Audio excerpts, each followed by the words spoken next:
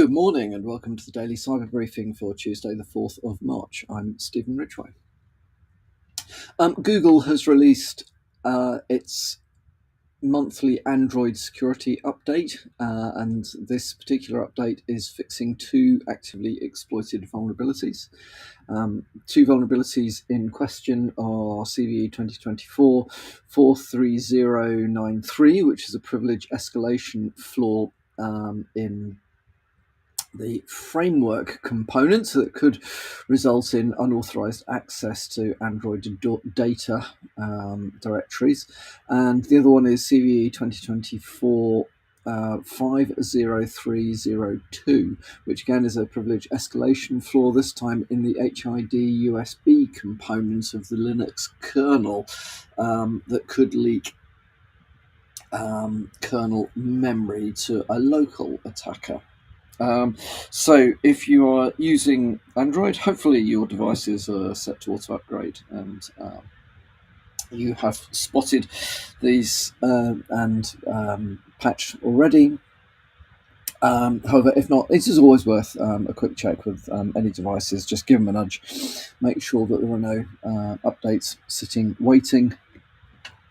As always with these sorts of things, it's better to be patched than to wait for too much testing. So, give it a go, give it an upgrade, deal with those vulnerabilities, and that will leave you in a better place.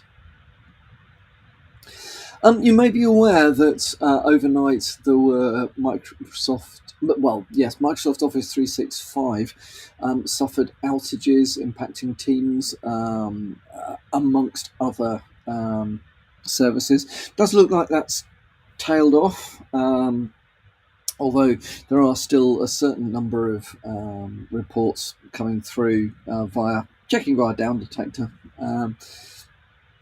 But it looks like Teams, Exchange, SharePoint, Bing, so on and so forth. It looks like pretty much, a pretty substantial proportion of Office 365 or Microsoft 365 applications or services were affected by this outage. No indication at the moment that this is related to a cyber event. We will keep an eye on that. So just be aware if you're turning up at work to a help desk full of people complaining about not being able to use stuff, it may well be that this is part of what appears to be some global disruption of Microsoft services. So it is, worth being aware of that. And then finally, from me today, I think it would be remiss not to mention the fact that the US has now declared that Russia is not a cyber threat to the US. So if you've been following some of these international politics things that have been going on over the weekend and so on, you'll be well aware of the fact that the Trump administration has very publicly fallen out with Zelensky and the Ukrainians, leaving, I think, the rest of us in the middle thinking, what just happened? So who knows where this is going. One argument is that the US is playing Russia, saying that they're going to deprioritize defense against Russian cyber attacks in the US, but not actually doing anything. So what they basically said is that they'll no longer do that the US will no longer undertake offensive cyber actions against Russia. There's no indication that Russia is going to stop in the other direction.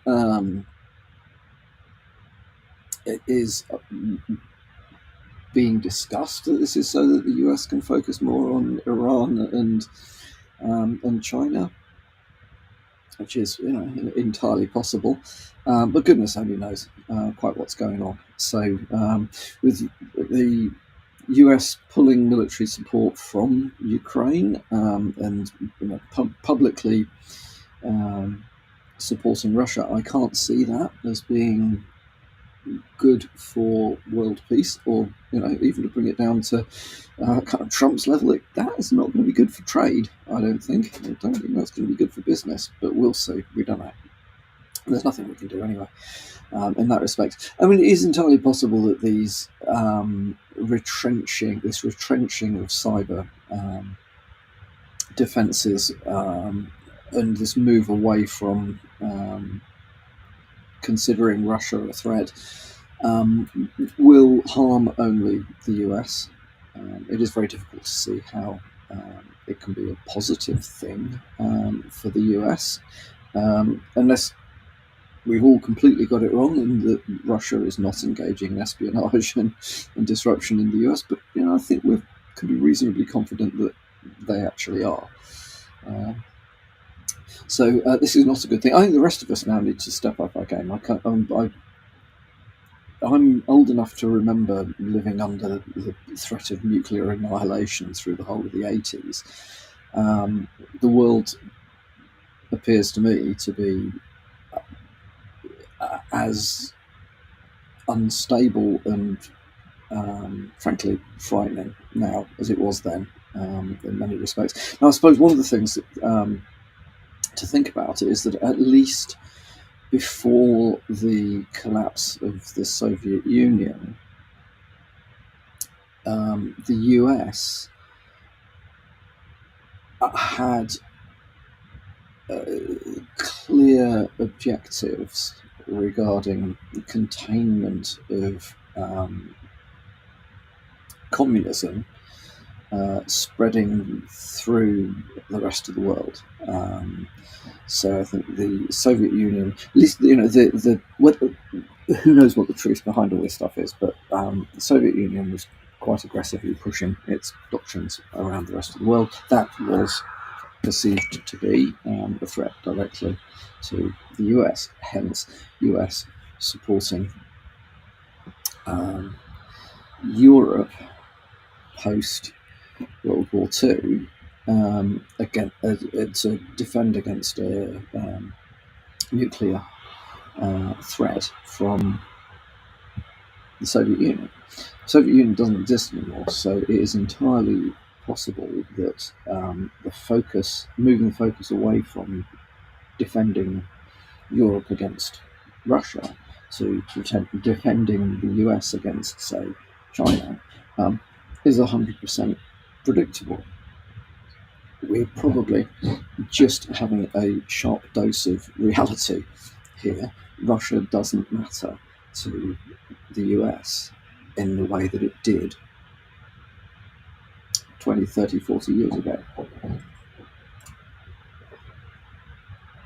And I also think it is fair to say that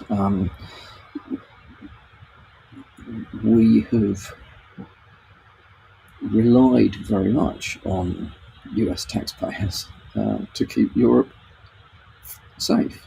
I'm not surprised that there's a change. I'm surprised in the way the change is being enacted. But you also got to bear in mind the US has got a history of abandoning its allies, and just basically looking at stuff and going, do you know what, we're out. Vietnam, Afghanistan,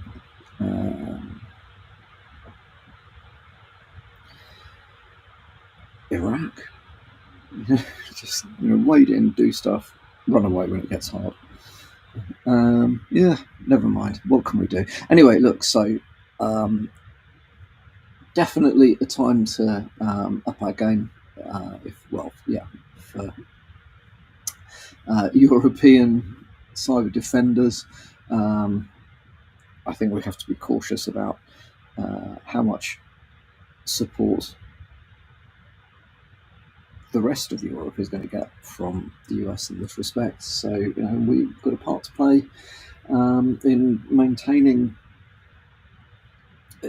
our part of the Western world. So, there we are. That's my geopolitical rant for this morning. So, watch out. The world's not a safer place. It's not as safe a place as it was uh, prior to last Friday. And on that note, have a great day, and I will speak to you all again tomorrow morning.